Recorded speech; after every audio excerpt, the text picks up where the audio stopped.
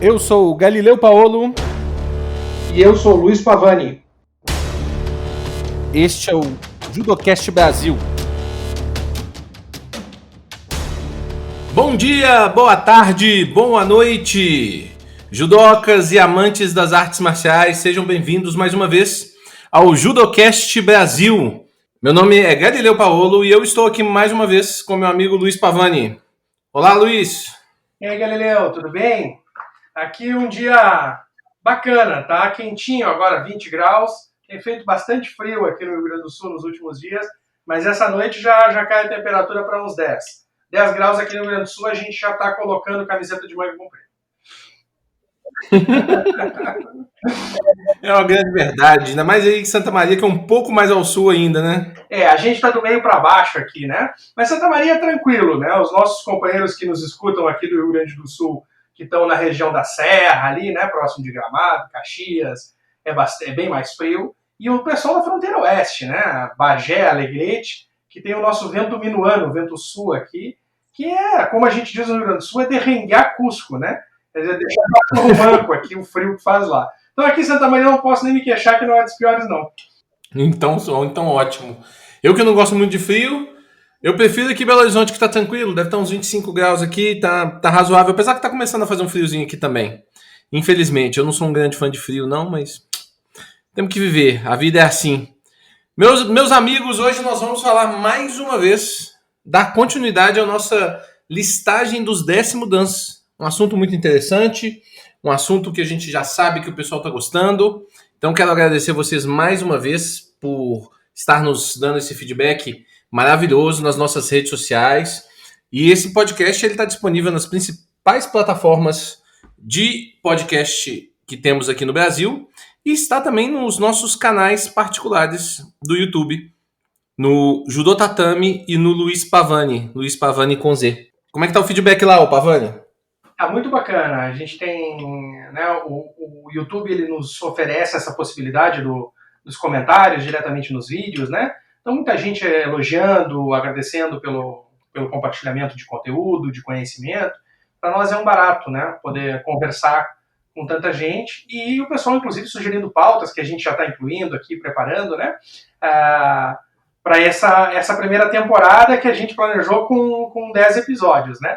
Mas se a gente for também falar sobre tudo que quer e tudo que o pessoal está pedindo, vai ser uma temporada daquelas antigas de série, com 24 episódios na temporada, não vai dar. A gente vai ter que dividir pro ano seguinte, né? Muito bacana. E eu estou vendo que, inclusive, outras pessoas estão fazendo outros podcasts sobre judô. E eu fico feliz. As pessoas podem achar, às vezes, que as pessoas... Eu não sei o que as pessoas pensam em relação a isso aí. Que a gente que já está produzindo conteúdo há mais tempo, que a gente acha ruim. Eu já conversei com o Pavani sobre isso antes e eu fico, na verdade, muito pelo contrário. Eu fico animado. Eu gosto desse debate, eu gosto dessa cultura, porque eu não acredito na visão única de judô. Então eu gosto quando pessoas falam coisas, mesmo que sejam, às vezes, um pouco diferentes, eu não vejo com ruins olhos, não. E eu admiro, parabenizo o pessoal que está começando a entrar nessa área e espero, sim, que mais e mais pessoas falem e consumam produto de judô. Sem dúvida nenhuma, né? É o tipo da situação que quanto mais gente estiver envolvida, todos ganham. Todos ganham em conhecimento, todos ganham em visibilidade, né? Quer dizer, quando o João, que não conhece o nosso trabalho e entra no mundo do conteúdo digital de judô, né, por uma das outras pessoas que está fazendo, ele tem um potencial maior de consumir o nosso conteúdo também. Né? Então eu acho que é muito bacana isso. Né? A gente contribui numa ponta, outros contribuem na outra, a gente faz uma grande comunidade de conhecimentos digitais de judô. Né? É muito bacana ter vários canais para consumir, tem dias que a gente está afim de sentar e assistir alguma coisa, tem outros dias ou momentos que só se oportuniza ouvir, né? O podcast é pródigo para isso, é muito bacana, né? Então é bacana a gente ter essa alternativa. E de alguma forma a gente corre um pouquinho atrás nisso, né? Com a língua portuguesa, a gente tem acesso em outras línguas a conteúdos, às vezes, de maneira mais fácil, mais presente, né? Uhum. E a gente fica um pouquinho no nosso nicho, porque são poucos os países de língua portuguesa que têm uma vivência de judô, né? A gente vê aí o Brasil, obviamente, Portugal, Angola, né? Então, a gente está um pouquinho fora do circuito da língua inglesa, né? Sim. E aí a gente tem outros conteúdos. Mas está muito bacana isso. Acho que está crescendo, a pandemia foi boa nesse sentido, né? Em algum lado, nem tudo tem só lado ruim. Tudo tem um lado bom, tem um lado ruim. A pandemia está sendo meio difícil para o judô, mas alguma coisa está se desenvolvendo. Temos que nos apegar nas coisas boas para que isso cresça. Então, convido você a falar com seus amigos sobre esse conteúdo. Convido vocês a nos seguirem, apresentar isso aos seus professores, aos seus estudantes, judocas, que eu tenho certeza que só vai agregar no conhecimento deles esse debate. Pavani, mais 10 danço. E aí nós vamos entrar numa listagem de 10 Vamos tentar fazer engatilhar com o nosso último podcast. Nós temos aí um vãozinho, né? Nós paramos de falar do pessoal do pessoal que foi promovido lá no antes dos anos 50, não é isso? É isso, né? Para quem não acompanhou aí, nós viemos conversando no último episódio. Falamos muito dos Shitenô, né? Seria inevitável. Com isso, falamos no primeiro 10º Dan. Então, falamos na primeira geração de 10º Dan, que são a geração da mão do Jigoro Kano, né? Aí depois a segunda geração dos 10º Dan, que nós temos ali a partir do pós-guerra, né? E fomos conversando até o final da década de 40, né? E temos um hiato aí, e é onde a gente vai começar o nosso bate-papo agora. Né? A última promoção acontece em 48 e vamos conversar agora sobre os 10º Dan da década de 60. Então veja só, né? Nós passamos aí toda a década de 50 sem ter nenhuma pessoa promovida a 10º Dan, e na verdade a primeira promoção, que é do sensei Kotaro Okano, vai acontecer em 67, se eu não estou enganado. É isso, Léo? 67. E o Sensei Okano, ele cai do problema de vários outros senseis japoneses, né? Nunca vi tanta dificuldade para ter nomes diferentes, né? Se você vai procurar às vezes como Kotaro Okano, você vai achar em alguns lugares Yoshitaro Okano. A gente explicou um pouco sobre isso no podcast, né? Um dia a gente pode chamar alguém com mais conhecimento da língua japonesa para tentar nos ajudar mais ainda nesse assunto, mas nunca vi tanta questão de nome diferente. É importante a gente entender que na cultura japonesa, às vezes, o nome de família e algumas outras culturas do norte do Equador, o nome de família, às vezes, é mais importante que o seu nome pessoal, né, Pavani? Talvez por isso também essa outra questão do nome, né? Pois é. E aí a gente fica, né? É interessante o pessoal saber que o judô fica dentro desse período todo sem ter promoções para 10º Dan. Mas vai ficar, na verdade, somente 2 anos sem ter um 10º Dan vivo, né? Pelos meus cálculos aqui, o sensei, pelas minhas informações, né? O sensei Kyuzo Mifune falece em 65, né? E aí ele é o último dos 10º Dan daquela geração a falecer. A gente perde o sensei Tabata em 50, o sensei Izuka em 58, o sensei Samura em 64 e aí o sensei Mifune em 65. E ficamos 2 anos até a promoção do sensei Okano sem um 10º Dan vivo, né? E eu acho que é a primeira vez que isso acontece depois do falecimento do Jigoro Kano, né? Então havia uma tradição de promoção de 10º Dan enquanto os outros ainda estavam vivos. Acho que é a primeira vez que isso acontece, se eu não estou enganado. É verdade. E aí, mas ainda tem um problema, o Pavani, que o Okano ele foi promovido basicamente no mesmo ano que ele faleceu, né? Infelizmente. Na verdade, eu acho que a promoção dele é póstuma, né? Acho também. Então não sei se cabe essa informação de que a gente ficou esse tempo sem nós continuamos esse período ainda sem um 10º Dan vivo. É verdade, é verdade. Muito bem observado, entendeu? A gente não encerra isso, né? Nós perdemos, então, o Sensei Mifune em 65, e como a promoção dele é póstuma, nós vamos ficar mais tempo ainda, né? Sim, sim. E aí vamos ficar muito tempo sem um 10º Dan vivo, porque o Sensei Matsutaro Shoriki também tem uma promoção póstuma. Sim. Os próximos 4 também. Shozo Nakano também. E o Sensei Tamio Kurihara também. Kurihara. Sim. Nossa, é verdade. Sabe que eu nunca tinha me dado conta disso? Pois é. Eu, na verdade, Eu lembrava exatamente que esse nome importante da minha época, como eu comecei no judô, é o próximo, que é o 10º dan vivo de verdade, que é o Kotani. Sumiyuki Kotani, que é um nome muito importante dentro do judô, que a gente vai falar bastante sobre ele. Mas o Sikotan só vai ser promovido em 84, né? Só em 84. Então nós ficamos no judô sem um 10º dan vivo desde o falecimento do Sensei Mifune em 65. Sim. Praticamente 20 anos. Exatamente. Então nós vamos falar esses próximos nomes, né? Sensei Kotaro Kano, Sensei Shoriki, Matsutaro Shoriki, Shozo Nakano e Sensei Tamio Korihara. São todos promoções póstumas, tá, senhores? E aí nós vamos falar um pouquinho de cada um deles.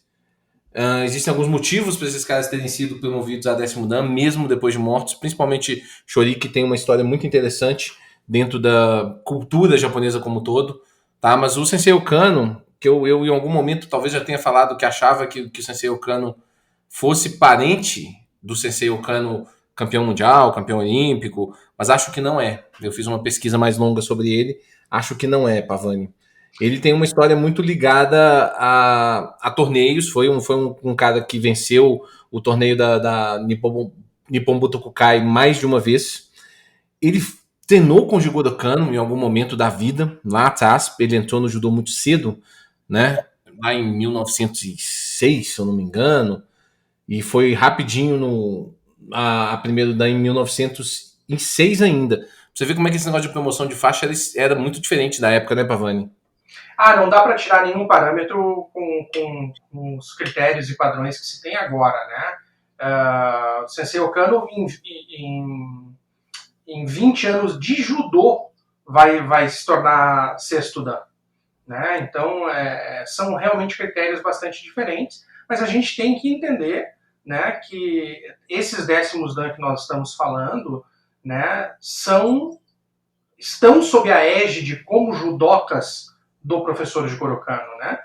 Isso não quer dizer que tenham sido alunos diretos dele, né? Porque nós sabemos que o Sensei Jigoro Kano viaja muito durante esse período, tem um tempo fora do Japão, de Tóquio, né? Muitas viagens para fora do Japão, mas de qualquer maneira, né? A condução, a orientação técnica, né? A responsabilidade técnica da Kodokan até 1938, obviamente, é do Jigoro Kano, né? Então, ninguém melhor que ele para fazer essa orientação, né? Se ele disse que Kotaro Kano tinha competência para ser 6º dan com 20 anos de prática, quem é que vai dizer que não? Né? Então, esses critérios de promoção a gente realmente não se traduzem bem para os momentos atuais e os padrões atuais. Nem mesmo os padrões atuais japoneses. Eu imagino, com certeza. Nem dá para comparar com a atualidade do Japão, imagina com a nossa aqui no Brasil, que já é bastante diferente da do Japão, né, Pavani? Uma questão sobre o Okano que eu acho que é absolutamente interessante e que pode nos ajudar a relevar algumas dúvidas que a gente trouxe lá do nosso primeiro episódio, do mitos de graduações. O primeiro cara que você pesquisa sobre ele e você acha o termo Shihan relacionado a ele, desses 10º dans, é o Okano. Mas aí tem uma explicação muito importante. Porque ele se torna um Shihan, mestre em artes marciais, pela Escola de Polícia de Okayama. É muito importante a gente entender isso. E aí acho que já cabe a gente comentar. A gente já comentou, eu e você em particular, né, Pavani? Mas talvez é interessante trazer essa informação, dessa distinção do termo Shihan e o termo Shihan dentro do judô. Exatamente. Bom, o termo Shihan ele é utilizado em outras artes marciais. Por exemplo, no Aikido, né, até onde vai o meu parco conhecimento dentro do mundo do Aikido, um graduado 7º dan de Aikido é considerado um Shihan. Né? Então, nós temos um critério muito específico do uso do termo Shihan dentro do Kodokan Judo. Né? E mais do que dentro do Kodokan Judo, dentro do Judo da Kodokan, de dentro da Kodokan. Porque nós vamos encontrar referências com o termo Shihan a vários professores de Judô inseridos em outras entidades. Por exemplo, como tu falaste agora no caso do Sensei Okano. Shihan é um termo utilizado também dentro do meio universitário. Então nós temos essa relação com o meio universitário. Nós vamos ter os termos do Shogo, né? que são utilizados também dentro da Dainippon Botokukai. Então, o conceito que nós temos do uso de Shihan exclusivamente para Jigoro Kano é dentro das formas de tratamento, dos conceitos de promoção e graduação da Kodokan dentro da Kodokan, que obviamente atualmente imperam dentro do judô japonês, né? A gente sabe que a Kodokan é uma situação um pouco à parte, ela é simplesmente uma academia, mas não é, né? Obviamente que não é. Né? A supervisão técnica da Associação de Judô do Japão, da Federação Japonesa de Judô, é feita pela Kodokan. As promoções da Federação Japonesa de Judô são feitas sob a égide da Kodokan. A Federação Japonesa de Judô fica dentro da Kodokan, né? Ocupa o prédio antigo da Kodokan. Então, obviamente que isso é o que acontece hoje. Mas esse alerta do Galileu é super importante porque quando a gente vai para a literatura, a gente encontra esse referencial, né? Como com relação ao Sensei Kotaro Kano, né? Shihan Kotaro Kano, mas obviamente não é uma titulação da Kodokan, é de outra instituição ligada ou não à prática do judô. Pois é, eu acho que esse aqui é o ponto. A gente às vezes quer complexar uma coisa que é razoavelmente simples. Se Sensei Kotaro Otano recebeu essa titulação dentro da polícia e da high school em Okayama, maravilha. Aquelas pessoas daquele local entenderam ele como esse mestre de artes marciais. Quem sou eu para poder achar que ele não é? Agora, dentro da visão global do judô Kodokan, só existe um Shihan. Esse é um ponto no final das contas. Então, se dentro da sua academia você chama o seu Sensei Kodansha de Shihan da sua academia, eu não vejo nenhum problema. A gente só precisa entender que no conceito global do Judo Kodokan, realmente só existe um Shihan. Isso é esse cara que é Jigoro Kano, que não tinha graduação, por isso ele é o Shihan, ele é o fundador, ele é o cara que não consegue, ninguém vai conseguir alcançá-lo. Simples assim. Eu acho que é isso sim. Eu sempre cito um exemplo, e aí eu já mando um grande abraço para o meu professor de jiu-jitsu, né, o professor Léo Morossetti.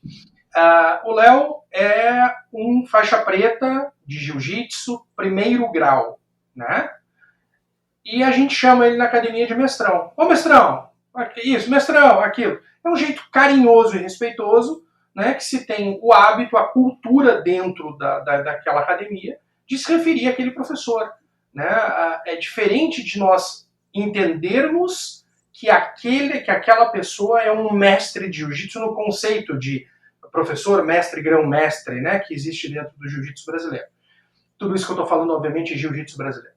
Né? Então, é importante esse discernimento e não vejo problema nenhum nessa utilização. Uma outra coisa que é importante notar, eu mencionei aqui, acho que talvez valha uma explicação. A Dainippon Botokukai, que deixa de existir na sua essência no final da Segunda Guerra Mundial, ela deixa de ser um órgão governamental no final da Segunda Guerra Mundial, é proibida. Bom, a gente não vai entrar, né, nesses processos ali do Japão da Segunda Guerra, mas ela volta a existir com o mesmo nome como uma entidade privada, né, nos anos 50, se eu não estou enganado, mas não tem nada a ver com aquela Dainippon Botokukai, ente governamental das artes marciais do governo japonês. Mas a Dainippon Botokukai usava o Shogo, termos de graduação. Então, por exemplo, o ídolo do Sensei Galileu, Yuzo Mifune, ele é Meijin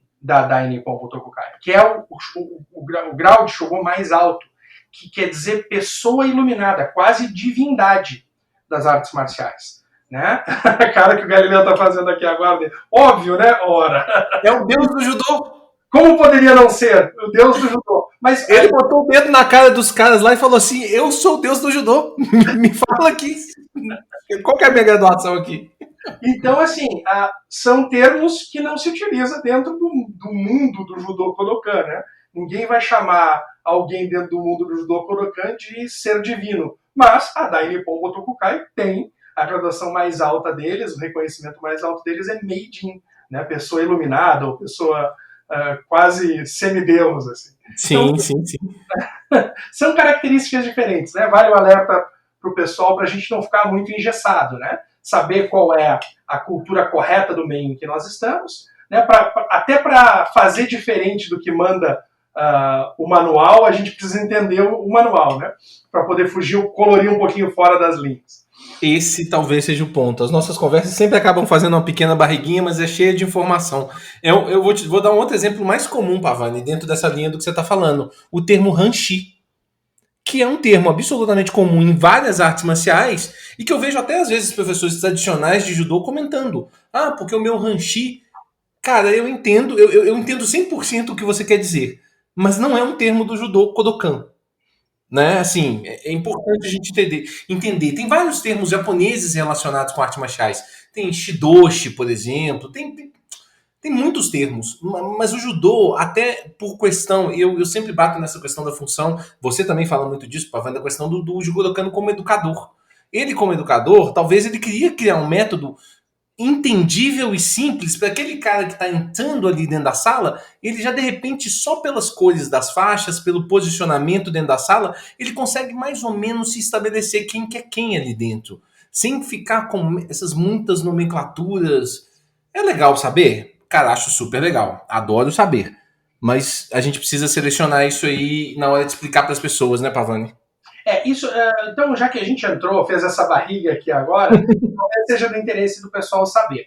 Os termos, e isso obviamente varia de organização para organização, varia de arte marcial para arte marcial. Mas a ordem mais ou menos dos termos é Renshi, né, que em alguns casos é associado ao quarto, quinto ou sexto Dan. Tá? Depois nós temos Kyoshi, que normalmente é associado ao sexto ou sétimo Dan, varia. Hanshi, que é utilizado normalmente para oitavo Dan, em algumas culturas na verdade, até décimo Dan, né? E em outras, o décimo Dan é tratado como Meijin, que é o que nós falamos agora sobre o Kyuzo Mifune Sensei. Tá? Mas são termos, isso é o Shogo, né? São termos que não são utilizados dentro do judô. Há, inclusive, algumas entidades de judô no mundo que utilizam essa terminologia. Tá? Tem algumas federações americanas que acabam utilizando essa terminologia, mas sempre aquele, né, já fica até repetitivo. Pelo padrão Kodokan, isso não é utilizado dentro do judô. Perfeito, perfeito, perfeito. Vamos passar para o próximo cara, que eu acho que a principal curiosidade dele, o próximo cara décimo Dan, é que de todos esses décimos dans que a Kodokan formou, só existiu um que não era profissional do judô. Isso é muito curioso. Existiu um desses décimos dans que não era um profissional do judô, literalmente. Ou seja, ele não vivia de dar aulas de judô. Né? E esse cara é Matsutaro Shoriki. Interessante essa observação, Galileu. De todos os décimos Dan, então vou aprender junto aqui. De todos os décimos Dan, o único que não era um professor de judô por profissão, é isso que você está dizendo? Isso. Era o Matsutaro Shoriki, é isso? Isso, ele não tinha... Ele pode ter dado aulas de judô, mas ele não era professor de judô por profissão. Ele é o único não profissional do judô. E no caso dele, ele estava... Primeiro ele teve uma carreira... Eu não sei se foi exatamente como jornalista ou como dono de um jornal. Isso. E depois ele se torna um membro da Casa dos Lords, né? Da Casa dos Representantes do... Ele é um político, ele tem um envolvimento muito forte. A história dele, ele na verdade, eu pesquisei um pouco sobre ele, achei o nome dele e depois me apareceu um link falando da história dele não relacionada com o judô. E aí eu consegui bastante informações sobre ele. Apesar de que ele especificamente foi um que treinou nesse relatório, nesse currículo dele que eu achei na internet. Fala especificamente que ele chegou a fazer aulas com o Jigoro Kano, que eu achei também muito curioso. Mas ele tem um caminho totalmente afastado assim dessa área técnica da Kodokan. Ele ajudou muito o judô, ajudou demais o judô, principalmente nessa área, em dois aspectos, político e nessa questão de imprensa. Ele é o patrono da construção da Nippon Budokan como local para o judô na Olimpíada de 64, né? Sim, porque ele se tornou, ele fundou o jornal, depois ele participou ativamente da construção da primeira TV japonesa, realmente de transmissão japonesa. Ele também tem uma relação, igual você falou, ele participou ativamente da construção da Nippon Budokan, que é onde foi a sede do judô em 1964, que é um ginásio maravilhoso, que nós vamos ver agora de novo também. E será agora em 2021, né? O que é sensacional. Um ginásio sensacional. Eu estive lá nessa última vez, eu estive dentro eu dei a sorte de ir no ginásio e tá tendo um campeonato de judô no dia, o que foi maravilhoso, foi uma sorte, literalmente. Estive lá dentro, tem até um vídeo no meu canal mostrando lá como é que é. E então ele é um cara que ajudou muito mais o judô em outras áreas, mas ele foi reconhecido pela Kodokan como um cara. A titulação dele também vem depois da morte, após a morte dele, mas ele foi reconhecido como um cara que ajudou o judô gigantescamente, de uma forma que a gente às vezes não sabe calcular. Né? Ele também tem uma influência no beisebol também, do japonês também, tá? De uma forma geral, ele é patrono de esportes, né, dentro do Japão, e a empresa dele é uma das grandes financiadoras e garantidoras do processo de construção do atual prédio da Kodokan, né, em 58. Exatamente. Exatamente. Então, um outro historiador que eu li diz que ele cumpre, ele é o cara que segue essa linha do legado do Jigoro Kano. O Jigoro Kano é esse primeiro patrono dos esportes. E quem dá continuidade a esse processo de incentivo é Matsutaro Shoriki. Por isso, dessa função de décimo dan. Por isso que a Kodokan fez questão de promovê-lo a décimo dan. Achei absolutamente curiosa essa história. A gente vai seguir, né, em uma ordem, em uma linha, que agora cronológica, como vem fazendo, né, e todos esses décimo dan que nós estamos falando, só para não ter que fazer essa ressalva em cada um deles, né, todos eles, obviamente, iniciam o judô sob a égide do Jigoro Kano. Né? Se eles vão ser alunos diretos do Jigoro Kano ou não, isso acredito que até irrelevante em determinados aspectos, né? Mas a condução técnica da Kodokan está sob, né, o kancho da Kodokan é o Jigoro Kano, né? Obviamente até 38. Então todos esses que nós estamos falando agora iniciam o judô, a regra geral, no início do século XX, por volta dos 1900, 1905, 1907, né? Então ainda é dentro da era Kano, né? Sim, sim, sim. Com toda certeza, exatamente. Não necessariamente é tão importante se ele fez aula diretamente com o Jigoro Kano, porque se ele não fez aula com o Jigoro Kano, ele fez aula com um dos Shitenno, que fez aula com o Jigoro Kano. É o processo natural, de alguma forma, né? Claro que sim. Não, eu falei, iniciaram dentro da égide do Jigoro Kano, né? Iniciaram e foram promovidos até altos dans, já não são mais, obviamente, como vocês sabem, promovidos a décimo dan até antes de 38, né?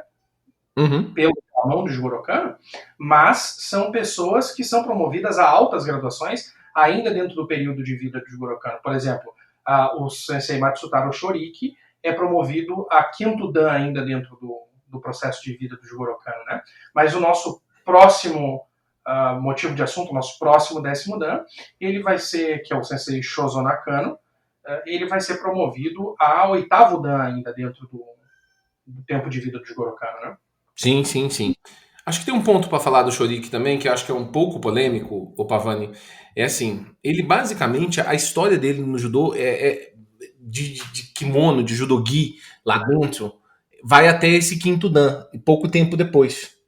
E depois ele começa a se afastar para fazer esse tanto de coisa que ele fez na vida dele. Fundou jornal, foi jornalista, fundou jornal, depois foi político, depois ele ajudou a fundar a televisão, ajudou no processo olímpico, tinha muitas empresas. Ele era um cara numa outra área. Mas você vê que ele tem uma questão nas promoções dele, que você deve estar acompanhando ali. Ele, por exemplo, não foi promovido a sexto. Ele foi promovido de quinto para sétimo, por exemplo, em algum momento.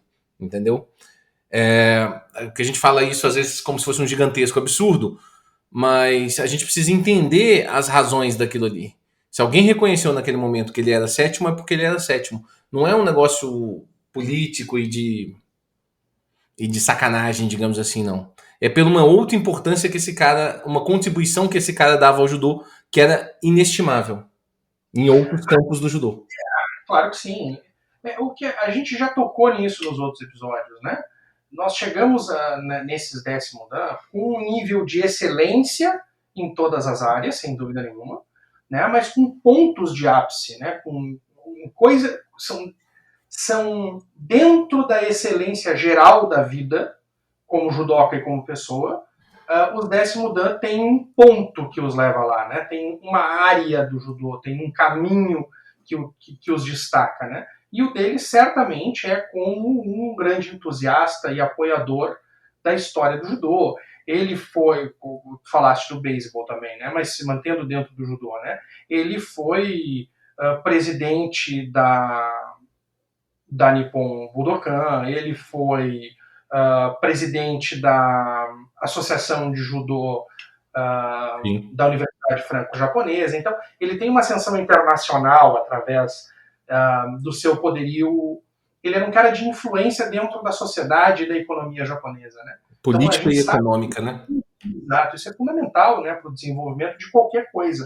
As coisas não acontecem apartadas. Né? Talvez o bom julgador julga por si mesmo.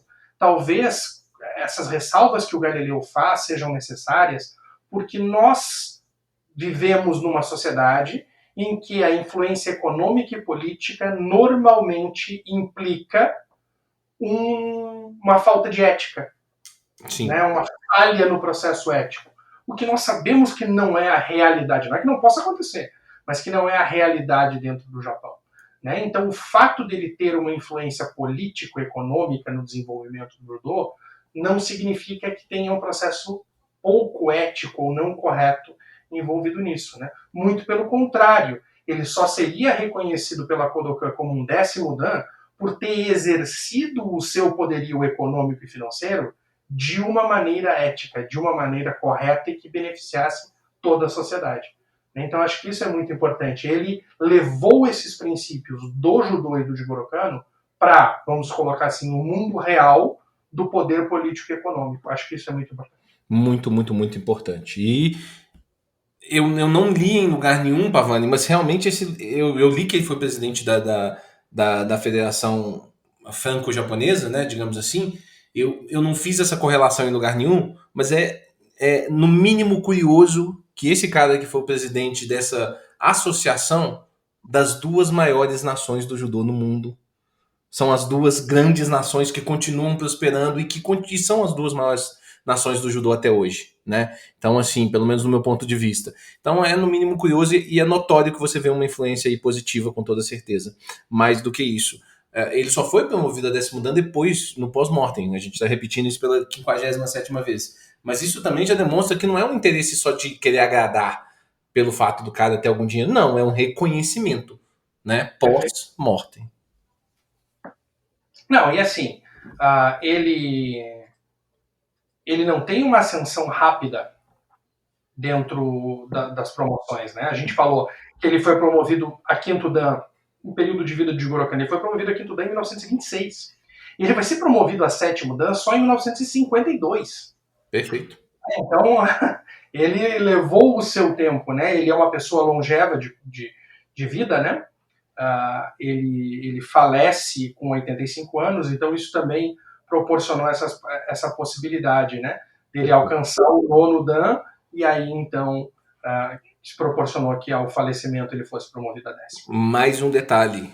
Você viu essa distância, vocês ouviram essa distância que o Pavani falou, num período onde essas promoções eram às vezes de 2 em 2 anos, 3 em 3 anos. Então é importante a gente trazer para aquela realidade, não para a nossa realidade agora, né, Pavani? Sem dúvida nenhuma. E aí, falamos do Nakano? Nakano!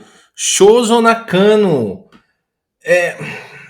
Sensei Nakano, ele tem uma relação muito forte com a questão universitária, né? Eu acho que muitos desses professores nesse período, eles se aproximam do judô através da universidade, né, Pavani? Eu acho que talvez seja um caminho, ou é um caminho natural no desenvolvimento, né, deles, ou é o fato de um educador, mais do que qualquer coisa, comandar o mundo do judô, orientar o mundo do judô, é atrativo para pessoas dessa área, né? É bem comum a gente, dos que nós falamos até agora, né? Ele entrou na universidade em 1905 e em 1907, ou no mesmo ano, em 1906, entrou na Kodokan. Né? Então, o ingresso desses décimo dan que a gente está tratando agora acontece mais ou menos durante o período universitário. que é o caso do professor Nakano. Né? Ele chega em Tóquio em 1905 e entra na Kodokan em março daquele ano, né? E é o período dele já como universitário. Ele é de 1888, né? Então ele tem 17 anos, ele está dentro desse processo, que é bastante curioso, porque é mais ou menos a mesma idade, a mesma circunstância em que o Jigoro Kano começa a sua vida marcial, né? Sim, sim, sim. Curioso isso mesmo. E esse caminho desses caras todos dessa mudança, eles normalmente têm duas curiosidades. Eles normalmente passam por universidades, é o natural, igual você falou, muito provavelmente por causa dessa questão do Jigoro Kano, eu acho que deve ter algum tipo de influência com toda certeza. E sempre tem uma passagem também em algum departamento de polícia. Que desde do tal torneio lá do Saigo, o judô se torna uma prática comum em todo o departamento de polícia, né, o Pavani? Não, cara, pode chamar de Jigoro Kano, não tem problema. De jeito nenhum. Com todo o respeito que eu tenho por você, mas não. Eu não fico pedindo, não tem problema. Sem dúvida nenhuma, né? Ele se torna instrutor do Departamento de Polícia Metropolitana de Tóquio, né? Mas isso é natural, né? Desde aquele momento, a cadeira, vamos colocar assim, né, de instrutor de polícia, instrutor do Departamento de Polícia é de um judoca, né? É de indicação da Kodokan, vamos colocar assim. Como assim é a cadeira de judô da Nippon Butokukai, né? E então as pessoas de destaque nessas áreas acabam indo sempre ocupar. Por isso que nós temos, né, repetitivamente, esses destaques do judô, né? Porque essas pessoas, é importante a gente dizer e notar que eles não se tornam destaques quando eles são 10º dan.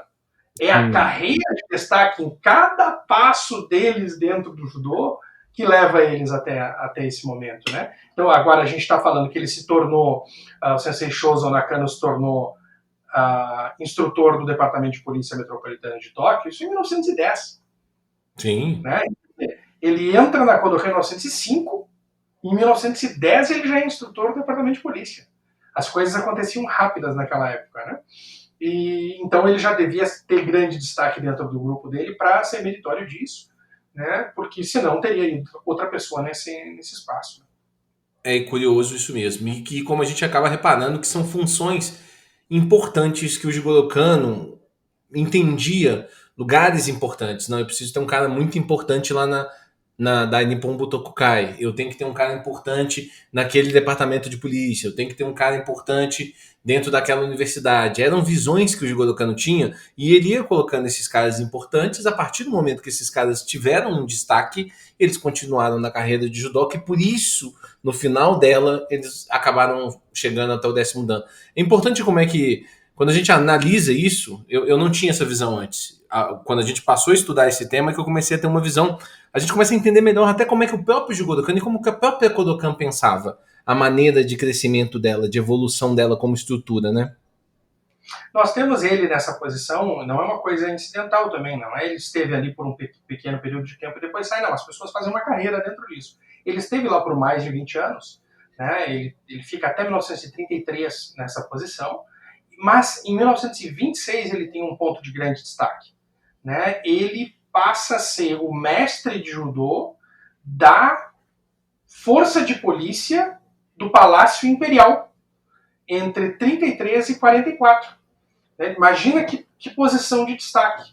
Né? Primeiro ele era o professor do departamento de polícia e depois ele vai ser o mestre de judô da força de polícia do Palácio Imperial. Né? Então, alguma coisa talvez semelhante aos nossos dragões da independência, que né? Uma força de proteção específica do palácio, né? Serviço secreto ou qualquer coisa assim, equivalente à força americana, né? De proteção ao governante. Então, é uma posição, sem dúvida nenhuma, de extremo prestígio, né?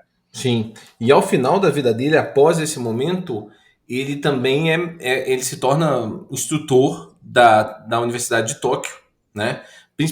Inclusive, ele era professor de judô especificamente da Faculdade de Medicina, né? Durante um razoável período. E então você vê que ele tem as passagens nos lugares importantes. É uma carreira de educador como um todo. Por isso que a gente não tem tanta informação dele, às vezes, como um competidor em outras vertentes do judô, apesar que o nome dele, por exemplo, está na construção lá do Kodokan Gojin Jutsu no kata, por exemplo. Kodokan Gojin Jutsu, não é no kata, eu sempre falo, sempre solto no kata no final. Mas ele tá lá, por exemplo, com o nome dele tá lá. Então, assim, é um atleta, é um judoca, igual o Pavani já repetiu hoje mesmo, é um judoca completo, mas que tem essa vertente educacional como grande forte da carreira dele, para ele chegar ao 10º dan, né? E a exclusividade dos 10º dan, só 15 até hoje dentro da Kodokan, né, em toda a história, nos leva a cada vez que a gente avança num dos personagens que nós estamos abordando, a avançar bastante, né, em termos cronológicos, né? O Sensei Nakano, como nós falamos, foi promovido póstumamente e ele morre com 90 anos. Então a gente já está em 1977. Essa promoção acontece ao final de 1977. Né? Então já estamos em tempos contemporâneos para muitos de nós aqui. Né? Eu não era nascido ainda, o professor Galileu estava batendo na trave. Né? Tava chegando. Tava chegando. E 78, Galileu? Isso. Tá. Eu abrindo aqui, contando publicamente a idade do Galileu, mas acho que não era motivo de segredo. Não. Né? Então, a gente já está em tempos contemporâneos, né? E muitos dos nossos ouvintes já eram praticantes de judô aqui. Né? Então, é bacana isso. E assim acontece também com o nosso próximo nome, né? O Sensei Tamio Kurihara.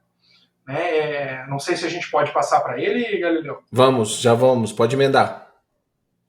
Bom, então, ele é outro, né? Ele vai ser promovido, o Sensei Kurihara vai ser promovido em 79. Mais uma promoção póstuma, como nós tínhamos conversado. Né? Ele inicia a carreira de judô dele em 1917, então é outro, né? Que vai iniciar ainda sob a égide do Jigoro Kano, e é promovido ainda com o Jigoro Kano em vida também ao 8º dan. Em 37 ele é promovido ao 8º dan. Então vejam que interessante, né? Com 20 anos de carreira de judô, com 20 anos de prática de judô, ele alcança o 8º dan. É algo impensável nos dias de hoje. Mas, gente, parem para pensar. São milhares de faixas pretas de judô nessa época. Milhares de praticantes. Dezenas de milhares de praticantes. Na verdade, nessa época que nós estamos falando aí, nós estamos contando as centenas, né? Eu imagino, de milhares de praticantes, né? Provável. E esses todos, só um ou outro saem dos seus primeiros passos no dojo para o 8º dan em 20 anos. É uma excepcionalidade. Parece lugar comum, porque nós só estamos falando dos excepcionais. Né? Então a gente acaba, mas vem cá, todo mundo com 20, 30 anos de judô era kodansha? Vem cá, que bagunça é essa? Nessa época? Não, né? Só esses eram. Né? Tantos outros não foram. Vocês imaginem que o 8º dan é uma graduação que um dos Shitenô não alcança. Na verdade, 2, né? Mas 2 dos Shitenô não alcançam, né? Na verdade, então, o Sensei Tomita vai até o 7º dan. Né? Então, não é pouca coisa que esse senhor que nós estamos falando tenha alcançado o 8º dan pelas mãos do Jigoro Kano em 20 anos. Com toda certeza, Pavani, com toda certeza. É só a gente lembrar que o Saigo, claro, ele teve esse problema, ele ou foi saído, ou ele saiu, né? Depois dessa conversa lá com o Jigoro Kano, né? Mas assim, o Saigo é o cara mais importante da Kodokan no início da vida. E o Saigo, ele é 6º dan pós-mortem, porque na verdade ele faz exame até 5º. Então, assim, isso já é uma referência. Eu tenho uma amiga que ela não foi expulsa do colégio, ela foi convidada a se retirar. Né? Eu acho que a situação do Saigo falando mais sério, ele se dar conta do que estava acontecendo e, por uma questão de honra, né, se afastar para não ser expulso. Né? Então ele poupa o Jigoro Kano de tomar uma atitude que seria, obviamente, desagradável para todos, e para ele, obviamente, né? E talvez se remova do convívio da Kodokan, ou talvez tenha sido expulso mesmo. A gente não tem muita certeza disso dentro da literatura. Né? É uma das duas alternativas. Mas que ele não tinha mais ambiente para permanecer na Kodokan, isso é uma... Não tinha mesmo não, né, Pavani? Infelizmente. E esse cara, que talvez seja o judoca mais importante, é difícil falar isso, né? Mas um dos mais importantes, com toda certeza, esse cara é Quinto Dan. Vai a sexto depois de morto. Então, todos esses que nós estamos falando, que com 20 anos de judô o cara chega ao oitavo Dan, nós precisamos reconhecer esses méritos. E esse oitavo Dan, que é pelas mãos de Jigoro Kano ainda, inclusive, apesar de que ele quase não teve uma história dentro da Kodokan especificamente, né, Pavani? É curioso a história do Kurihara. Ele basicamente entra na Kodokan e rapidamente ele por outras razões universitárias, ele se move para treinar na Dai Nippon Butokukai. Ele praticamente faz a carreira dele toda na região de Kansai como judoca. Na verdade, ele sai primeiro pela Dai Nippon Butokukai quando ele se forma no ensino médio, vamos colocar assim, né? Uhum. E aí, então, se transfere para Kodokan e depois, então, de volta. É uma relação, né? Nós precisamos entender também que nessa época, hoje nós falamos a Kodokan como um local, né? E a Kodokan hoje tem uma filial, em Osaka, né? Sim, sim. Nessa época que nós estamos falando, a gente está falando em 1917, a Kodokan tinha filiais em todo o Japão. Então, o fato da pessoa não morar em Tóquio não impedia que ela treinasse na Kodokan. Ela poderia não treinar na Kodokan de Tóquio, né? Mas não impedia que ela treinasse na Kodokan. Perfeito. Perfeito. Mas ele faz toda a história dele na região de Kansai, treinando na Dai Nippon Butokukai. E a gente tem que lembrar, por exemplo, que na Dai Nippon Butokukai existe uma cadeira de Judô Kodokan. Então lá você está treinando Judô Kodokan. Sob a égide... Não, gente, assim, ó. Tudo que está se falando é Nihon Den Kodokan Judo. Né? Tudo isso é Judô Kodokan. É Judô de Jigoro Kano, não existe outra alternativa ou possibilidade. Né? Uma coisa é tu treinar na Kodokan, outra coisa é tu treinar na Dai Nippon Butokukai sob a égide de um grande mestre da Kodokan. Sim. Né? Então são essas as circunstâncias. Ele é promovido em 1914 a primeiro Dan e em 1915 ele sai segundo Dan também, se eu não estou enganado, pela Dai Nippon Butokukai, né? E acaba entrando em 17 na Kodokan. Então ele já entra na Kodokan graduado, né? Então também o que a gente falou, saiu o oitavo Dan em 20 anos. Tá bom, não é 20, é 22. A gente cita muito a Dai Nippon Butokukai. Talvez até caiba algum episódio só falando sobre ela, viu, Pavani? Porque ela é uma estrutura... A gente fala muito do que a gente conhece mais, que é a questão do judô, tal, mas até hoje, inclusive, a Dai Nippon Butokukai, ela é uma escola de artes marciais. Então você vai ter muito treino, assim, muito Aikido, por exemplo, acontecendo lá, muito Kendo acontecendo lá na escola, entendeu? Então, assim, é uma cultura diferente, assim, é como se fosse uma universidade do judô, é difícil explicar, porque não é exatamente. Não, se a gente tem a impressão de que se trata de uma escola de judô, é por absoluta falha nossa em nos explicarmos, né?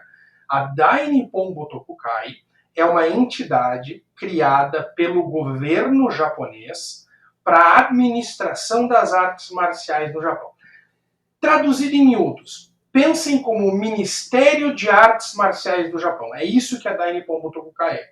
Né? É a entidade feita para a preservação da virtude marcial japonesa. Mas até a Segunda Guerra Mundial é um órgão governamental.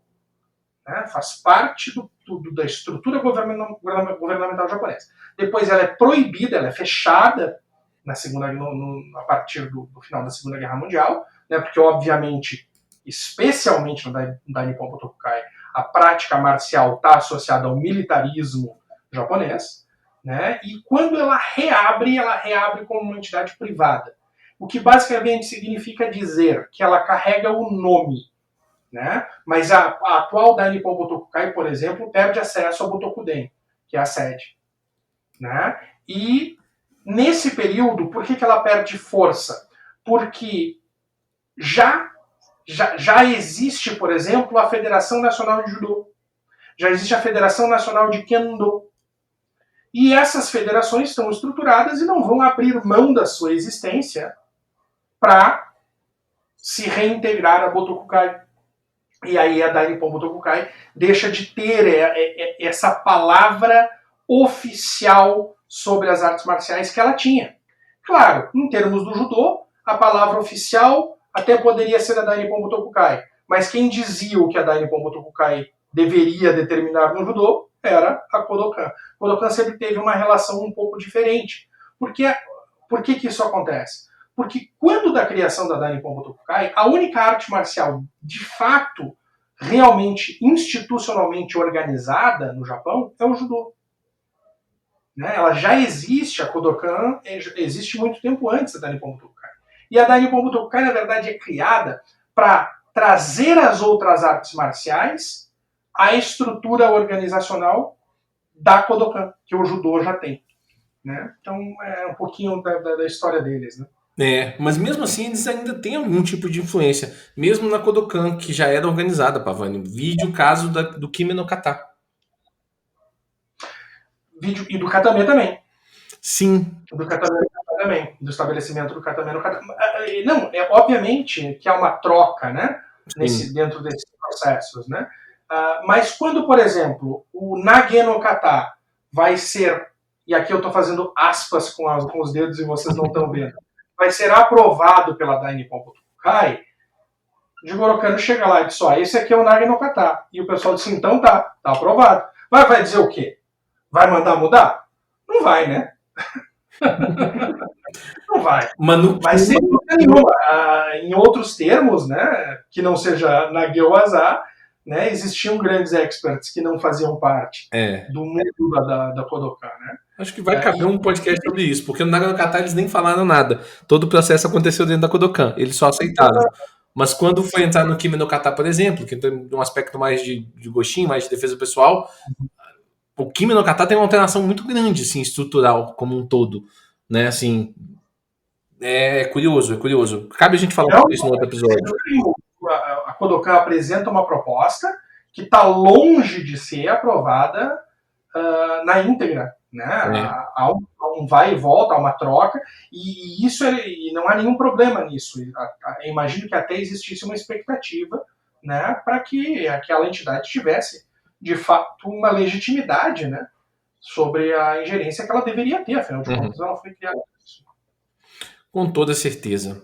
E aí, por fim, Pavani, finalmente vamos falar de um cara que foi 10º Dan, recebeu o 10º Dan vivo e que foi 10º Dan durante muito tempo. Então ele é o primeiro 10º Dan vivo depois de que usou Mifune. Isso é muitíssimo curioso. Não, bacana demais que eu me dei conta disso no ar aqui agora. Né? Não tinha me dado conta exatamente disso, né? Que o próximo 10º Dan seria 20 anos depois. Né? Muito, muito interessante. E aí sim, aí agora a gente está falando de contemporaneidade. Né? O Galileu já fazia judô. Já. Quando o sensei Sumiyuki Kotani foi promovido a 10º Dan. Sim, grandíssimo nome do judô. E na verdade, assim, se vocês verem, vocês vão pesquisar ele aí na internet, peço que pesquisem. E se vocês verem a foto deles, se você é um cara mais estudioso de judô, mesmo que você não relacionou o nome, você vai reconhecer ele em algum momento, em alguma foto que você viu, em algum artigo que você leu sobre judô. Ele é um nome muito importante. Acho até estranho que tenha demorado tanto tempo para ele ser 10º Dan mesmo, Pavani. É um negócio que eu ainda não cheguei a essa informação, o motivo por quê. Né? Visto que ele foi a 9º Dan em 1962. Ele demorou 22 anos para ser 10º Dan. Em 1945, lá quando estava se escrevendo os nomes lá, que estava decidindo lá o Kodokan Gojin Jutsu, ele já era o 8º Dan. Interessante, né? Muito interessante. Talvez houvesse uma tendência, e aqui eu estou especulando, talvez houvesse uma tendência até ele de que os décimo dan seria uma graduação póstuma, né? Porque nós permanecemos tanto tempo sem ter um décimo dan vivo, e aí nós temos uma sequência, né? Nós temos uma sequência de promoções póstumas. O último promovido em vida é o Shotaro Tabata, né? O último décimo dan a falecer é o Kyuzo Mifune. E depois nós temos, durante, então, 20 anos, promoções póstumas para décimo dan. Eu teorizaria, mas simplesmente por uma análise do que nós estamos vendo aqui, que deveria haver uma corrente muito forte dentro da Kodokan para que o décimo dan fosse uma promoção póstuma. Talvez isso represente uma razão ou uma possibilidade de razão para essa demora na promoção do Sensei Sumiyuki Kotani. Porque é muito tempo sem ter um décimo dan vivo, né, Gabriel? Eu acho, e na verdade um grande nome como Sensei Kotani. O Sensei Kotani, ele é autor de vários livros importantes de judô. Tá? Ele é um cara relevante dentro da Kodokan como um todo. E eu também atribuo um pouco dessa... Eu já li em algum lugar que eu estou relembrando aqui da minha cabeça, e pode ser que eu esteja enganado, mas em algum lugar que um pouco dessa prepotência do Mifune talvez tivesse atrapalhado o processo pós ele. Não sei se você entende isso desse jeito que eu tô explicando. Tipo, pô, será que vai ter um outro cara décimo dan que vai bater no peito e falar que é décimo dan vivo para discutir judô, para dialogar com quem quer que seja, ser esse cara do judô como décimo dan? Talvez assim as pessoas não olhassem que tivessem uma outra pessoa pronta para isso depois do Mifune, né? Isso pode ser um problema, porque ele não tinha nenhuma humildade, o que é um baita defeito no final das contas, mas ele batia no peito para falar que ele era o cara do judô, mesmo no período dele, né? Mesmo eu acho sendo o Kotani o cara do judô depois dele, para te falar a verdade. Quando você vai estudar bastante a fundo a história dele, os livros dele são muito interessantes. Sensei Kotani é um grandíssimo nome do judô. Eu me assustei quando eu vi que ele demorou tanto tempo para ser décimo dan. E ainda mais se você comparar com as outras graduações dele, né? Ele é um cara que gradua na velocidade razoavelmente tradicional, assim, né, assim, da época, né, entra no judô em 1921, é Shodan no primeiro ano já, em 1922, no mesmo ano ele já é segundo dan, logo em seguida, 2 anos depois ele é terceiro dan, no mesmo ano ele é quarto dan. Ele leva 11 anos do início da entrada dele na Kodokan para sair sexto dan. Para sair Kodansha, exato. Então, assim, ele é graduado sétimo dan ainda pela mão do Jigoro Kano, né? E ele vai ao oitavo dan em 45. Então, quando que o Mifune sai décimo dan, ele sai oitavo. Então, não é uma diferença tão grande assim, né? Ele está dentro desse processo. E aí, a promoção para nono, na verdade, já demora muito, né? Ela vai acontecer só em 62, e aí, de novo, mais demora ainda para a promoção para décimo. Ora, né, também esses critérios que nós temos hoje, eles não mudaram da noite para o dia. Né? Então, é um processo de mudança. E certamente esses prazos mudam após a morte do Jigoro Kano. Não há dúvida disso. Né? Porque qualquer promoção pelo Jigoro Kano é inquestionável. Uhum. Mas uma promoção por um comitê que o segue, né, as coisas começam a se tomar e devem, obviamente, seguir esse caminho com mais cautela, com, né, uma análise de qual eram os motivos que levavam o Shihan a reconhecer a excelência nas pessoas. Então, eu acho que faz parte de um processo de reanálise. Né? Mas eu realmente, tirando essa ideia de que existisse uma cultura de que décimo dan seria uma promoção póstuma, eu não consigo entender a razão da demora de 22 anos para a promoção do Sensei Kotani entre nono e décimo dan. Acho que de repente estavam esperando que ele morresse, ele não morria nunca, eles perderam a paciência e resolveram morrer. Infelizmente, o Sensei ele não permanece muito tempo, né? Ele morre em 91, se eu não estou enganado. Ele fica 7 anos como décimo dan. Pois é, e na verdade, Pavani, assim, durante a última excursão do Jigoro Kano como instrutor de judô e apresentando o judô à Europa lá em 1933, o uke do Jigoro Kano é o Kotani. É muito provável, e aí que eu estou chutando, mas eu tenho na minha cabeça que alguns dos poucos vídeos que nós temos do Jigoro Kano aplicando técnicas é nessa período dessa excursão, e provavelmente então, naquele uki que tá caindo ali de Ukigoshi pro Jigoro Kano, provavelmente é o Kotani. Pra você ter uma ideia disso. Então, assim, ele era muito próximo de Kano, que ele tava na excursão da última apresentação do Jigoro Kano, espalhando o judô pela Europa. Isso é informação, isso não é suposição, não. Mas, como eu acho que aquelas filmagens foram feitas nessa última visita ao Jigoro Kano na Europa, eu imagino que aqueles vídeos sejam do Kotani como Uki. Ele era o que do Jigoro Kano durante o período. No Japão, o que era do Mifune, e quando viajava era do Kotani. Eu tenho aqui, Galileu, uma das relíquias aqui da biblioteca. Eu tenho um livro, né, Katas da Kodokan, que é da autoria dele com o sensei Yoshimi Osawa e o Yuichi Hirose, em que o Kotani ainda é nono dan, um livro de 68. E, para minha grande satisfação, eu comprei ele usado, porque me interessava o tema, e quando eu recebi o livro eu tive uma grata surpresa. O livro é autografado pelos três. Nossa! Então, tem um livro... Impressionante. Sabe aqueles acham... Uma vez só na vida acontece isso com o cara, né? E é muito curioso. Então tem a assinatura dos três.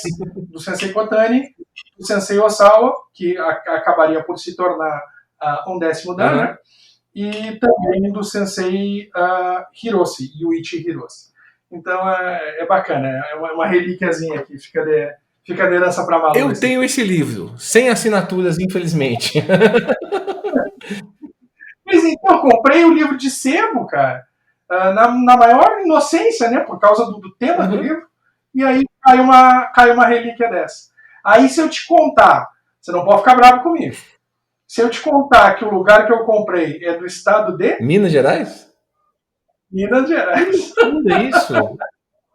Que coisa, né? Eu não sei se o dono se deu conta disso e não deu bola, se o dono nunca se deu conta. Como é que não vai se dar conta num negócio desse? Você achou na internet?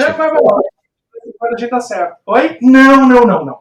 Não comprei pela internet. Comprei de um colecionador que estava se desfazendo da biblioteca de judô dele inteira, e eu comprei uns 10 livros. Não eram valores pequenos, assim, né? Eu acho que eu paguei R$150 por esse livro, e tu tem aí um livro pequenininho, assim, né?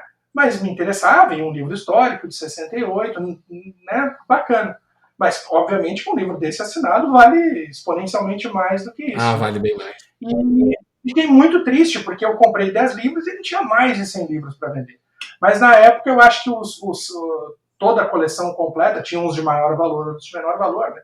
Mas toda a coleção completa sairia uns 8 ou 9 mil reais, né? E infelizmente eu não tinha esses valores à disposição, continuo não tendo, aliás, né? Eu não tinha no momento aqueles valores à disposição, você não teria comprado toda a coleção dele. E aí, acabou indo.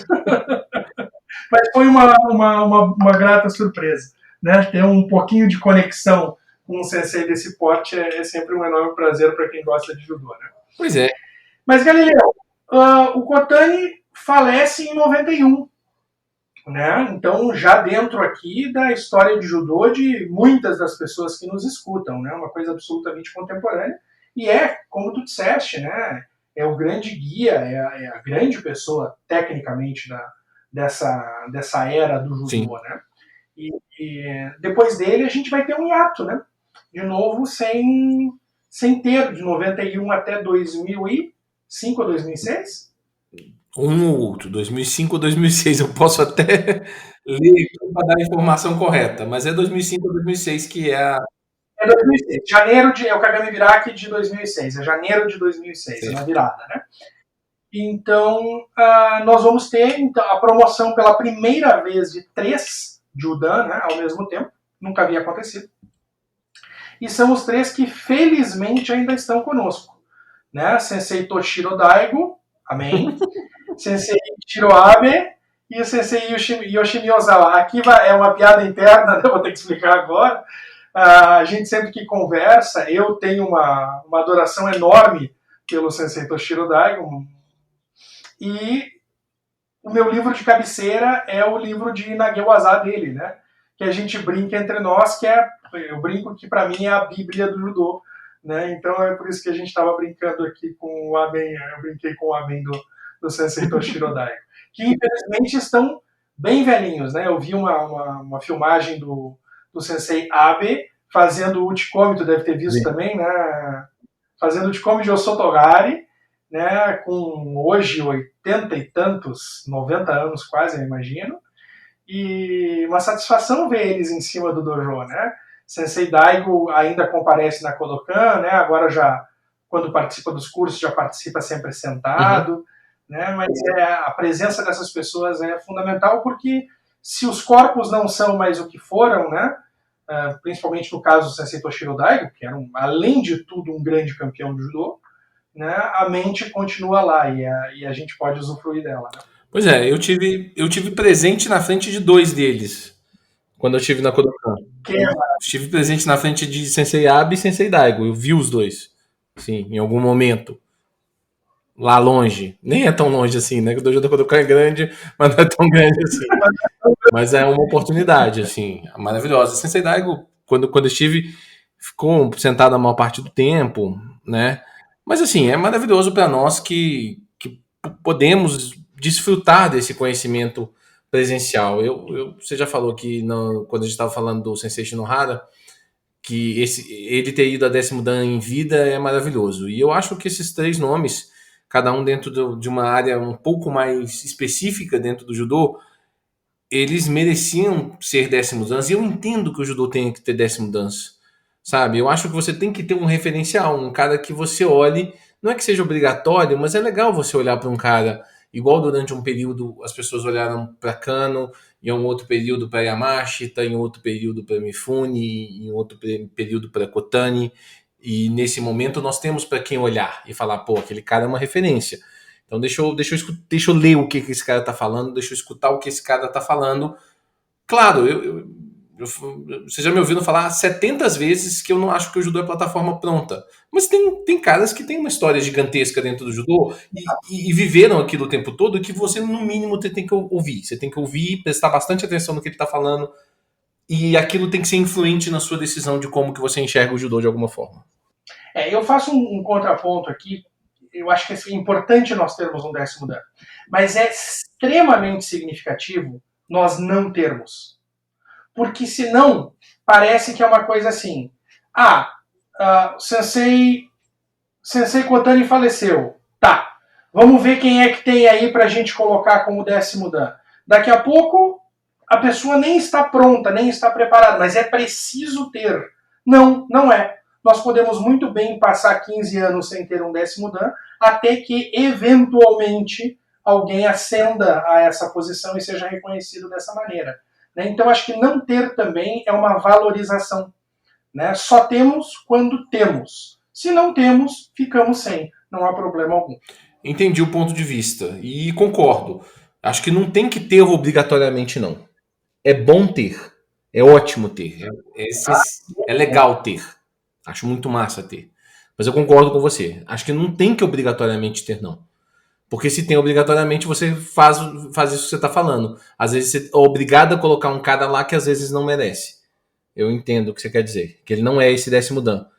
Eu entendo. Mas é legal ter nesse momento. É massa você ver aquele cara lá, mais do que vir. Você ter acesso ao que ele pensa. Não, mas ver é legal. Sobre o judô nesse momento. E ter alguém que tenha capacidade, que não é você, obviamente não sou eu, por exemplo.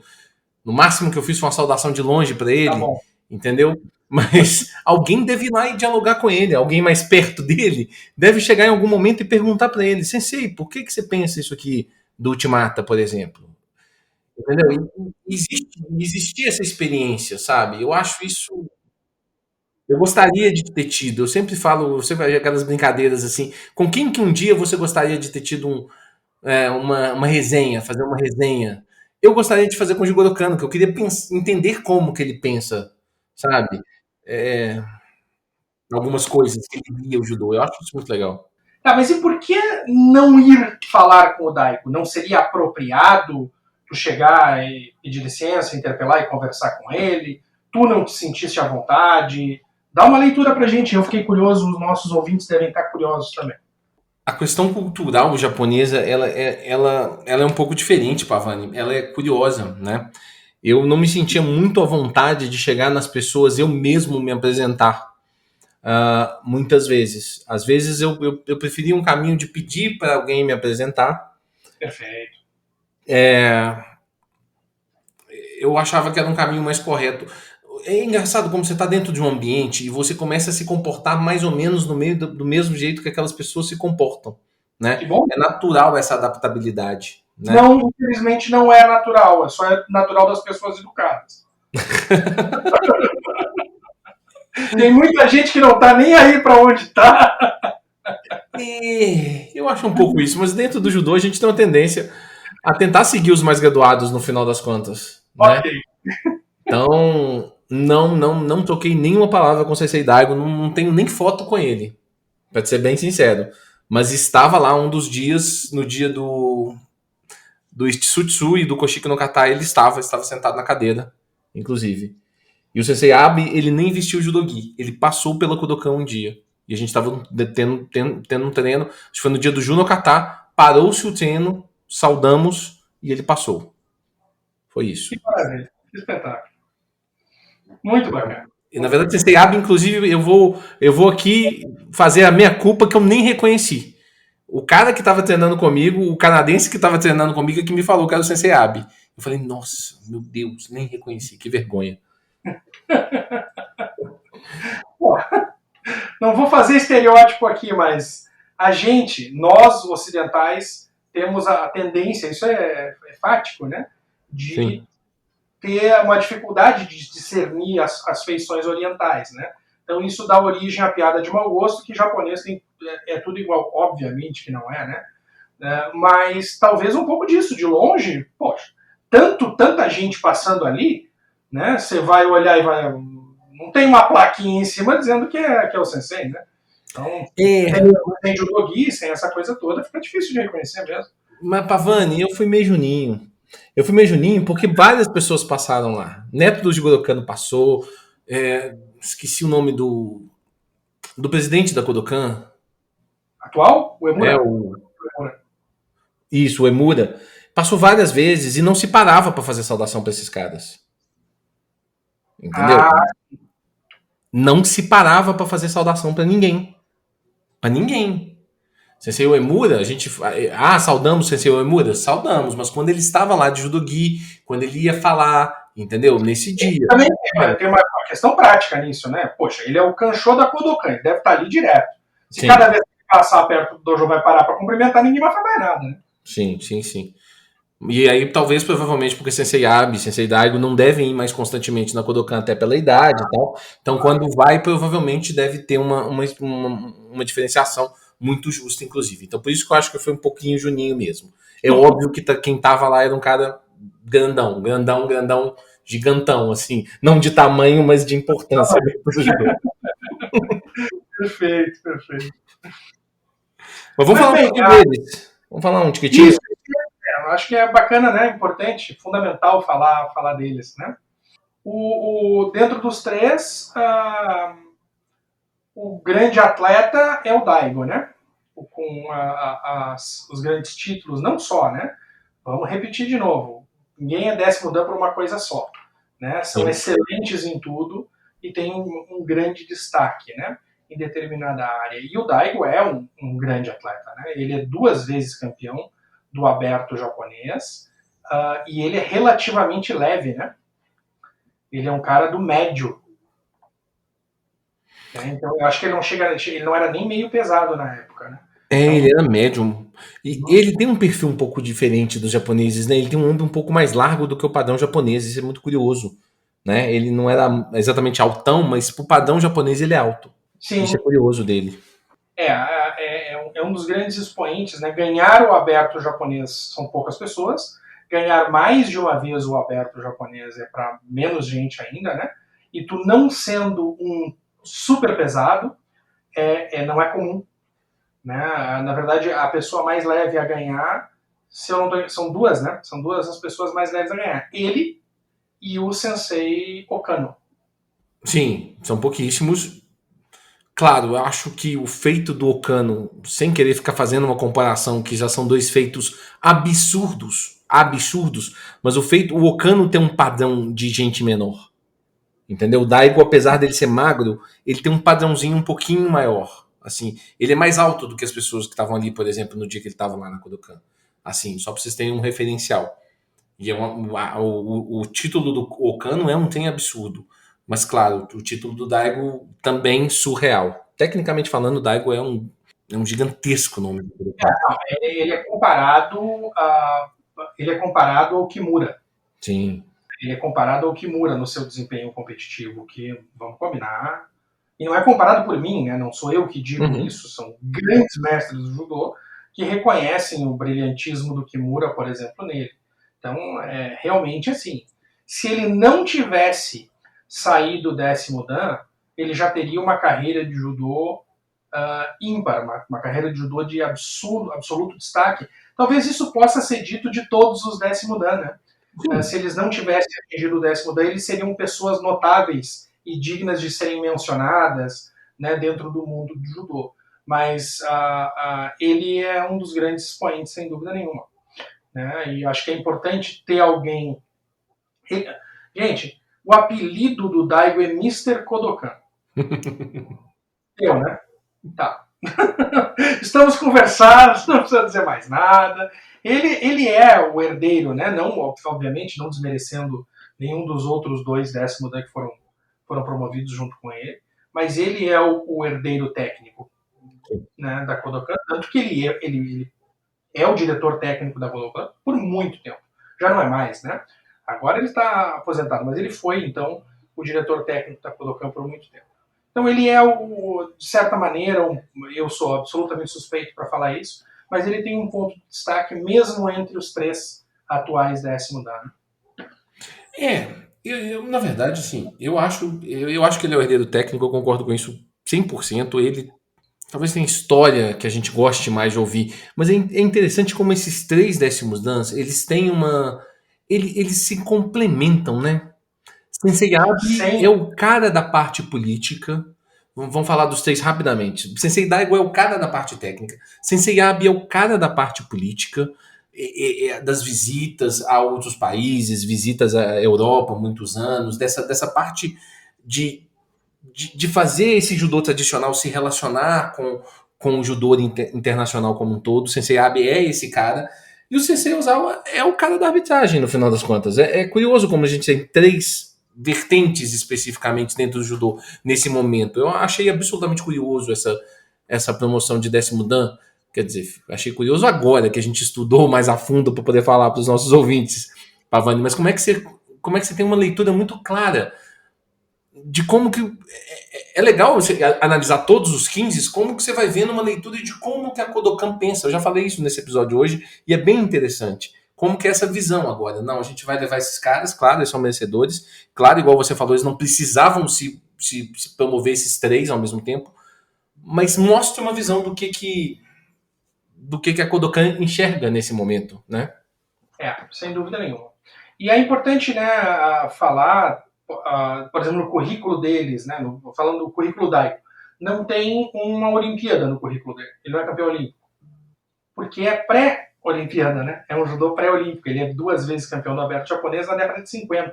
No início, né, da década de 50. Então é um período pré-olímpico. Você não certamente estaria dentro de um currículo desses, né? Por que eu digo isso hoje?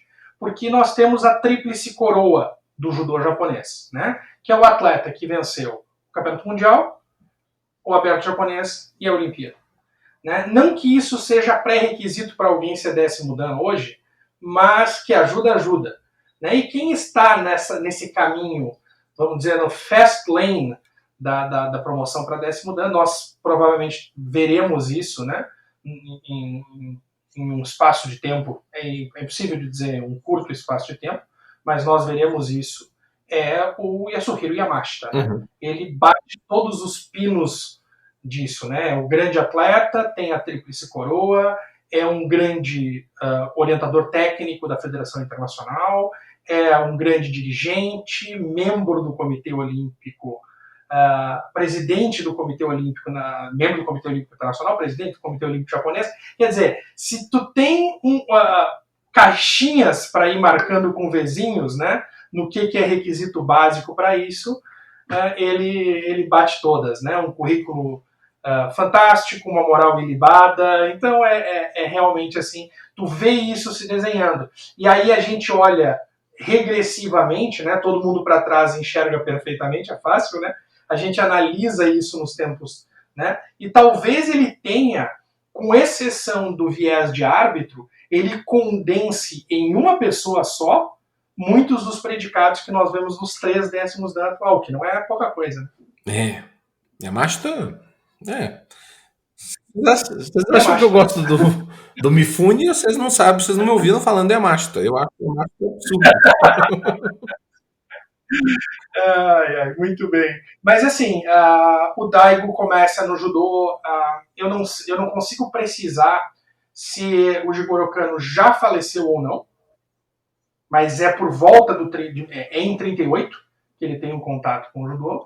Então, de qualquer maneira, né, já não é sob a égide do Jigoro Kano. Então, nós vamos ter, olha que curioso, dos 15 décimo dan, são os últimos 3 somente que têm um contato com o judô pós Jigoro Kano. Né, parece tão distante da gente o Jigoro Kano, o falecimento dele, né, antes ainda da Segunda Guerra Mundial, mas como as coisas se estendem, né, somente os 3 atuais não fazem a sua carreira, ou boa parte dela, sob a égide do Jigoro Kano. Então também é significativo isso, né, que nós tenhamos isso. O que nos diz isso? Nos certifica de que não é necessário nascer dentro do judô do Jigoro Kano para alcançar o 10º dan. Por que eu digo isso, que nós temos essa certeza? Por uma análise empírica dos fatos, né? Mas antes de 2006 ninguém sabia disso. Talvez o conselho da Kodokan soubesse disso, mas a comunidade do judô internacional não poderia, ninguém poderia aqui chegar e afirmar para vocês, nós teremos um 10º dan. Talvez a decisão fosse com a morte do Kotani, de que ele teria sido o último 10º dan, porque ele havia sido discípulo do Jigoro Kano. Né? E em não sendo, a graduação máxima seria 9º dan. Pronto. Não seria uma decisão infundada ou absurda por parte da Kodokan. Né?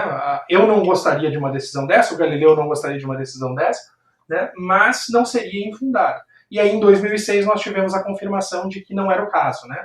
De que o 10º dan permaneceria vivo. O que é... E até acho que existe uma possibilidade deles terem decidido, desde a morte do Kotani até a graduação dos 3 décimos dans, essa decisão pode ter mudado. Talvez eles tinham uma opinião em algum momento e depois isso se alterou. Jamais saberemos qual que é a versão final disso aí. Mas eu acho interessante que em algum momento ele tenha tido esses 10º dans, ou se tivesse 1, se tivesse 2, até no pensamento lá atrás do Jigoro Kano, da coisa não... da plataforma não fechada. Se você tem um cara que fez por jus merecer, e claro, assim, eu conheço menos da história do Ozawa, mas Sensei Abe e Sensei Daigo, nas suas linhas de ações, eles são espetaculares. Espetaculares. Eles são essa descrição que nós estamos vendo que você fez bem do Yamashita. Talvez o Yamashita um pouco mais completo ainda, talvez a junção desses 2 caras, inclusive. Mas ambos, Daigo e Abe, são 2 caras muito importantes e grandes como personagens do judô. Eu não vejo nem como eles não seriam. Se hoje o Daigo não fosse 10º dan, eu acharia absurdo. É mais ou menos quando eu analiso o Kotani durante um período, agora que eu estudei um pouco mais. Eu acho um absurdo ele não ter ido mais cedo a 10º dan, pelo histórico dele. Se o Daigo hoje não é 10º dan, é estranho. A gente falou isso no episódio passado. É difícil de tu determinar o que é necessário para alguém ser 10º dan. Mas tu olha para alguém, né, e essa pessoa tem que ser 10º dan. Não é? A gente falou isso com relação ao Sensei Masao Shinohara, né? Tu olha para aquela, não é possível que ela não seja 10º dan. Eu quero só fazer uma pequena correção aqui. De uma pesquisa rápida, o Daigo começa no judô em 1940. Ele tem um primeiro contato em 38 dentro do ambiente educacional, mas ele começa na carreira de judô dele em 40. O sensei Osawa começa em 41, e o mais antigo deles três é o sensei Abe, que inicia em julho de 38. Então, final de julho de 38. Muito pouco tempo após a morte do Jigoro Kano, né? Então, os três, de fato, são pós-Kano, né? Iniciam o seu judô depois do Jigoro Kano. E aí, para traçar aqueles paralelos que a gente vinha traçando antes, né? Olha que interessante. Ele começa, por exemplo, pegando o Sensei Abe, ele começa em 38 e vai ser sexto dan em 51. Então, naquele momento, né, pré-olímpico ainda do judô, a gente permanecia com uma relação dessas, né? Se eu não erro na minha conta, são 13 anos de prática, no caso dele, para alcançar o sexto dan. 13 anos para sexto dan. São realmente pessoas excepcionais, né? Com menos de 20 anos de judô, ele já era sétimo dan. Então é realmente fantástico se a gente olhar a carreira dessas pessoas, né? Pois é. E o Sensei Abe, ele tem um papel muito importante. A gente falou bastante do Daigo. O Sensei Abe, ele tem um papel muito importante na internacionalização da Kodokan. Ele foi o chefe daquele departamento durante muitos anos. Todo o processo de negociação, por exemplo, dos primeiros treinamentos de pessoas estrangeiras dentro da Kodokan passou pelo Sensei Abe. Então ele tem ele é uma figura importante nesse processo. Muito bem. Ele teve um stint também, né? Levando o judô para fora do Japão, né? Ele fica na Europa muitos anos, né? Trazendo o judô para dentro da Europa. Acho que isso é super importante. A França deve muito da sua evolução de judô, apesar de ser, né, um país com uma presença de judô fantástica. A presença dele, sem dúvida nenhuma, né? Ele fica muito tempo lá. Ele também vai à Inglaterra. Então, realmente, ele é uma figura internacional do judô. Deixa eu te fazer uma colocação aqui em cima disso que a gente vem falando. Tu não enxerga, assim, se tu, fazendo uma brincadeira séria aqui, se tu juntar esses 15 décimos dan, não dá um Jigoro Kano? Tu não vê essas características do Jigoro Kano? Um grande educador. Aquele décimo dan tem essa característica. Um grande internacionalizador da modalidade. Se tu pegar o Sensei Abe, pegar o Sensei Yamashita, tem isso. Aí um grande... Se tu juntar todo mundo, dá um Jigoro Kano. Acho que sim. Acho que dá a dimensão de como o Jigoro Kano era grande. Tu precisa de muitos dos grandes expoentes para juntar e dar um dele, né? Sim, tem que juntar um tanto de décimo dan para dar um Jigoro Kano. Eu vejo sim. Acho que nenhum desses caras é completo sem... Nenhum deles é completo igual ele, mas eles têm essas características gigantes. Se você juntar, né, ele tem essa parte. O Jigoro Kano, apesar de ser um cara muito humilde, ele tinha uma coisa conceitual de decisões firmes, igual, por exemplo, o Mifune tinha. Ele tem esse aspecto do apoiador do esporte, né, que a gente viu muito claramente, por exemplo, na figura do sensei Matsutaro Shoriki. Você vê, são muitas passagens que a gente vê nele, como um grande praticante de arte marcial, que a gente fala pouco, igual, por exemplo, a gente fala do Nagaoka, por exemplo, que era um grande praticante, o próprio Yamashita, né, que eram grandes lutadores, propriamente, igual o Daigo, por exemplo. Ele pega essas características de todo mundo mesmo. É impressionante. Ele tem essa parte da internacionalização igual o Abe tem, né? O Abe é um cara muito importante na construção do judô na França, você falou. Ele também visita a Inglaterra, mas tem outros dois países que ele é muito influente, Bélgica e Holanda. Ele tem muita influência mais especificamente nesses três países. França, Holanda e Bélgica. É muito forte a presença deles lá. E não é à toa que a Holanda é o primeiro rival do Japão, né? Não só com um nome específico, a gente às vezes acha que é o Anton Gessin, que é um surgimento aleatório. Não é. Não é que você tem, por exemplo, o Will Huskas depois, que é um gigantesco nome. Você tem uma geração holandesa, né? Passa pela influência do Abe, esse processo. Muito bacana mesmo. Dos três, Pavani, eu vou te dizer que o que eu sei menos é o Sensei Ozawa. Então, ele tem obviamente que ele tem uma carreira de muito sucesso como professor de judô, como diretor de judô dentro da Universidade de Waseda, que é, sem dúvida nenhuma, uma das mais tradicionais, né, um celeiro de atletas inesgotável. Né? Então ele tem uma carreira mais interna, vamos colocar assim, do que o Abe, mas ele é muito responsável pelo desenvolvimento e a manutenção do desenvolvimento do judô. Né? A gente ele tem uma participação no All Japan, ele não Ele ganhou ao Japão, né? E ele era peso leve. Isso, ele não tem o destaque do Daigo no All Japan, né? Mas ele tá lá, né? Então ele tem um histórico de atleta. Histórico de atleta virou um motivo de piada, né? Agora que depois de falar, mas ele tem um histórico como atleta de judô, né? Como competidor, né? E ele tem uma presença dentro do ensino de judô muito importante. E é uma figura fundamental como árbitro, né? Mas ele tem uma coisa muito bacana que diferencia ele de muitas pessoas e, vamos de novo, resgata um ideal do Jigoro Kano. Ele é um dos grandes incentivadores do desenvolvimento do judô feminino. Ele é um dos grandes responsáveis pelo acontecimento do primeiro Mundial de 1980 que acontece em Nova York, que a gente estava comemorando, né, 40 anos agora, né, da presença das nossas atletas brasileiras. Então, muito bacana. Ele é um dos grandes responsáveis pelo fortalecimento das mulheres dentro do Japão, das judocas, mas também no fortalecimento do judô feminino internacional. Né? Então, isso é muito bacana na trajetória dele, porque nós sabemos que era um conceito do Jigoro Kano. Né? A gente, talvez o primeiro aluno de judô da história tenha sido uma mulher, né? Porque o Jigoro Kano praticava o jiu-jitsu dele, o jujutsu dele, como vocês preferirem, né? E aí ia para casa mostrar o que ele tinha aprendido para a irmã. Né? Então a gente poderia fazer esse argumento. Né? E as primeiras judocas mulheres foram da família dele. Né?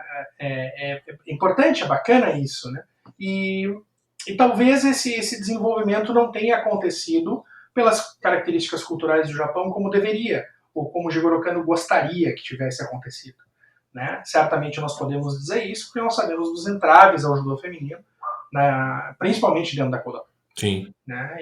E o Sensei Abe resgatar esse ideal do Jigoro Kano, eu acho que é fantástico.